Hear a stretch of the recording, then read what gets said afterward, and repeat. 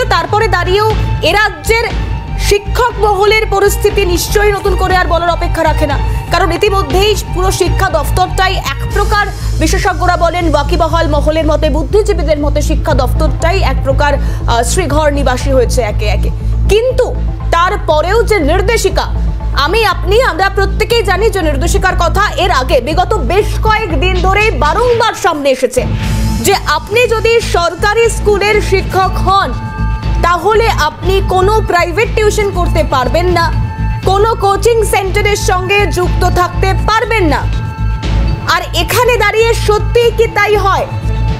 কারণ এর আগে একাধিক সময় এই স্কুলের শিক্ষক শিক্ষিকারা তারা পড়াতে পারবে না, তারা প্রাইভেট টিউশন করাতে পারবে না, ঠিক সেখান থেকে দাঁড়িয়ে অনেক সময় আমরা দেখেছি যে স্টুডেন্টরা পর্যন্ত তারা রাস্তায় নেমেছেন।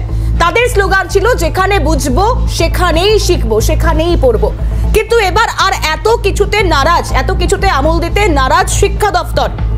তারা বলছেন জেলার বিভিন্ন জায়গায় তদন্ত হবে, পূর্ব বর্ধমান থেকে শুরু করে পূর্ব মেদিনীপুর, বিভিন্ন জায়গায় যে তদন্ত হবে সেই তদন্তে যদি ক্লিয়ারেন্স আসে তো ভালো, কিন্তু তারপরও এমন অনেককে দেখা গিয়েছে যারা মিথ্যে মুচলেখা দিয়েছে, মুচলেখায় লেখা রয়েছে যে তারা পড়ান না, কিন্তু তদন্তে দেখা গেল যে তারা সত্যি এখনো পর্যন্ত শিক্ষা দপ্তরের নির্দেশকে অমান্য করে শুধু স্কুলেই তাদের মন নেই, মন রয়েছে গৃহ শিক্ষকতায়, মন রয়েছে কোচিং সেন্টারে।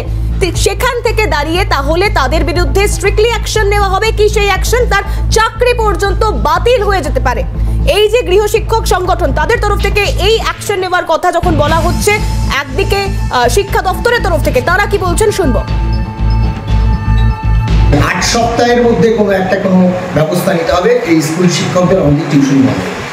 গত 21/6/2024 শিক্ষা দপ্তর একটা গাইডলাইন তৈরি করে, সেই মর্মে দেখা যাচ্ছে পূর্ব মেদিনীপুর এবং পূর্ব বর্ধমান একের পর এক প্রশাসন অর্থাৎ টিআইরা নড়ে চড়ে বসেছে, তারা তদন্ত শুরু করেছে। তাদের তদন্ত তারা যাই করুক, তদন্ত আমরা এরকম তদন্ত চাই না যে মিথ্যা মুচলেখা দেওয়া, কারণ এর আগেও দেখা গেছে মুচলেখা দিচ্ছে মিথ্যা, কিন্তু বাস্তবে তারা বাড়িতে টিউশন করছে। আসলে চোর চুরি করছে, চোরকে গিয়ে বললে তো চোর বলবে আমি চুরি করি না।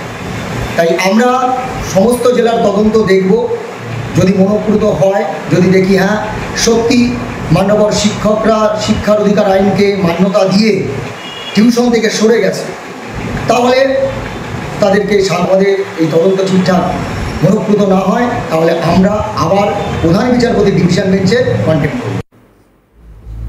এরই পাশাপাশি শোনানোর চেষ্টা করব বঙ্গীয় শিক্ষক ও শিক্ষাকর্মী সমিতির সাধারণ সম্পাদক, তার তরফ থেকে ঠিক কি প্রতিক্রিয়া পেয়েছি স্বপনবাবু, তিনি ঠিক কি জানিয়েছেন বা কতটা স্ট্রিক্টলি ব্যবস্থা নেওয়ার নির্দেশিকা রয়েছে, কি বলছেন তিনি শুনব।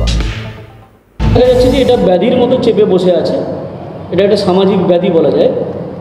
সরকার যদি আন্তরিক না হয়, সরকার যদি সচেষ্টা না থাকে বা সদিচ্ছা না থাকে, এটা কখনো বন্ধ করা যায় না। তার সাথে সাথে শিক্ষাকর্মী যারা আছেন তাদেরও সদিচ্ছা থাকা প্রয়োজন। এখন বিষয়টা হচ্ছে আইন আছে কিন্তু আইনের প্রয়োগ হচ্ছে না, তার ফলে এই ধরনের ঘটনা ঘটছে এবং আগামী দিনেও ঘটবে।